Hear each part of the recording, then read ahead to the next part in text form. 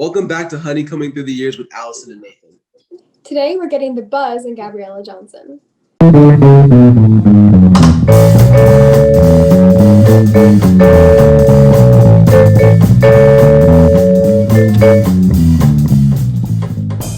So Gabriella wrote a play called The Crappy High School Play, and we're going to reenact just a brief part of it so you guys can see, because I don't know how many of our viewers have actually seen the script yet. Okay, so I'll be playing the role of girl. I'll be boy then. Well, that's strange. I think you're beautiful. Wow, thank you. I've never gotten complimented, ever. You just became the sweetest guy I've ever met. I mean, I've never really noticed you until now, but that's probably only because I'm always in corners, wearing beadies, writing poetry and music, being mysterious and whatnot. I love music. You just became the sweetest, most artistic, most talented guy I've ever met. Thanks. I've also never been complimented, so your opinion means a whole lot to me. Maybe not as much as mine meant to you, but it's close. Wait, you like music? You're so different from other girls. Yeah, I don't wear a whole lot of pink, so I guess I'm not popular. Maybe it's because I read books every now and then. A girl that reads? Yeah, weird, right? Yes, completely. Apparently, teenagers in high school reading is unheard of. But I like it. You know, you like music. You must really get me. Want to go out sometime? With you? Well, you're wearing a leather jacket. I'm not a popular girl. I know you're not popular. I also don't mean an actual date. I was thinking of throwing pebbles at your window really late at night, so maybe we could talk or something. Boy, there you are. Typical for you to be late for class. Actually, this is my first tardy this year. In my defense, it's the first day of school. Of course it is. Well, you got detention, young man. It's that leather jacket. It always makes you look like you're up to no trouble. Wait, you're up to trouble. Well, I'm not. Just talking to this girl. The most perfect girl in the world. You see, I'm in love. I know we've only known each other for a short amount of time. It feels like 5 minutes, but I know you're the one. Oh, you couldn't possibly fall in love with a girl like me. I'm just plain old me. I read, for God's sake. You're all I've ever wanted, but if we're going to elope, we've got to do it now. This is all happening so fast. I think I'm pregnant.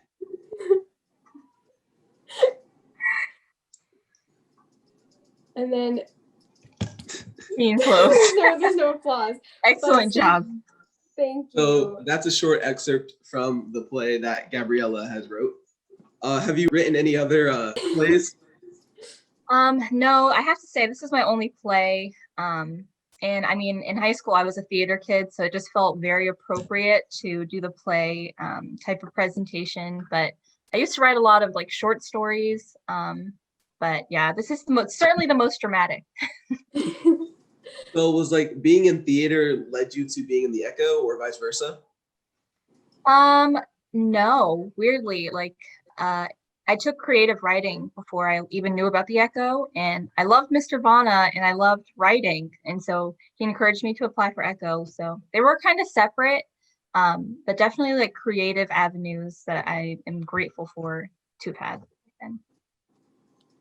Yeah. It's interesting to be able to talk to someone who has had a history of being in the theater and in Echo. Is there any sort of major way that the two were vastly different? Yes, and it's in the energy of the energy of the Echo and the energy of theater are very different. Both very fun in their own ways, and sometimes very stressful, like especially like the magazine and stuff. But definitely, I'd say theater is more. It felt more like work compared to Echo, which felt more like a family type of thing. So along with your theater background, I know that you were a part of Satirico in the Echo. Yeah. So what was your favorite moment or favorite episode? So I think Satirico definitely got better over time as we got more used to like shooting episodes. And with that being said, one of my favorite episodes is probably the very first episode ever. Just because of how, I don't know, to me, we all looked very different. Like we looked younger, and it seemed like throughout the year we all changed in various ways. So whenever I look at that really like very first episode, it just all the memories come back. Compared to the later ones that just feel more recent. Gabriella, you had talked about how one of the first episodes of Satirica was your favorite just because it brings back all these great memories. Is there anything that you feel like you learned as being a part of a team, whether it was with Satirica or just the Echo as a whole, that has really helped you? The Echo, again, I was in theater, but Echo is definitely like a very collaborative effort. And you could say theater is very ensemble based, but Echo's first time we were all working toward like completing one project that like took a lot of time and a lot of energy.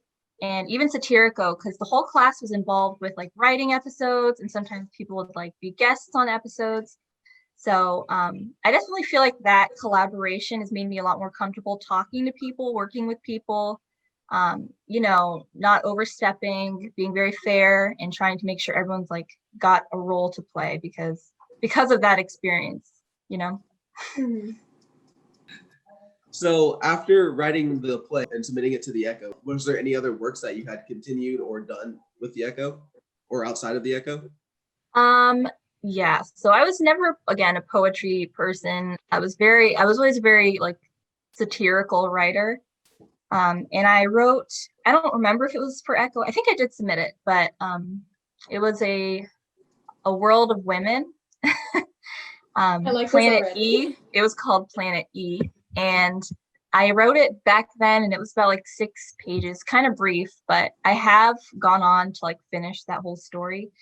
And literally for no reason. Like, I think I just took a creative writing class in college, and I was like, let me continue on with this.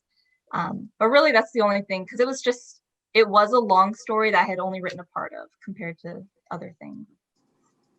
And so when we were going through the magazines in the Echo to try to pick these featured pieces, we as the Echo also acted out the whole script. And so I just have a question, like it's totally fine if you don't, but whenever you were writing the script, in your mind, did you have specific people you were thinking, oh, they would be really good at playing this part? I don't know if I pictured people reading the script, but I definitely had people in mind when I was thinking up the characters.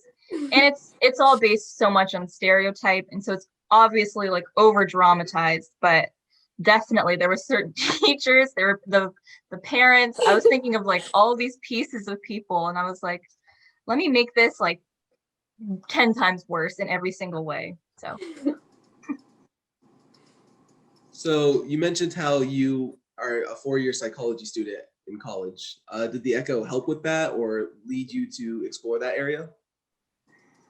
So the Echo certainly helped me realize how much I love writing. And going into college, it's a whole weird thing. Figuring out what you want to do is weird, but I knew that I loved writing. And so I originally started as like biomedical engineering, and then I went to medicine, and I realized that those careers don't have writing, and psychology is all about publications. So, my love of writing maintained. Yay. Great. So going back to your high school years, if you could do anything over, what would it be like regarding the Echo? The Echo. I love Satirico, but it definitely took up a lot of my responsibilities. And I would have liked to have been more involved in like editing the actual magazine. And I watched that happen. Like, I know it's very stressful and I know it's very time consuming. But that's one thing that I never really got to touch, the actual editing and like formatting the magazine. So that's something I would have really liked to do. I think that's about it. I mean, that's all the questions we have. If there's anything you'd like to say. I miss the Echo. I miss high school. Enjoy it while you can. I know it's a really weird time. Times are as weird as they can get, but I don't know. I will always miss the Echo in high school and that family environment. It was very, very awesome. And thank you so much for letting us interview you. Thank you for interviewing. It was really fun. And thank you for letting us take up your time. Thank you. Bye. Have a good day. Thank you for tuning in to Honeycombing Through the Years with Alison and Nathan. where we got the buzz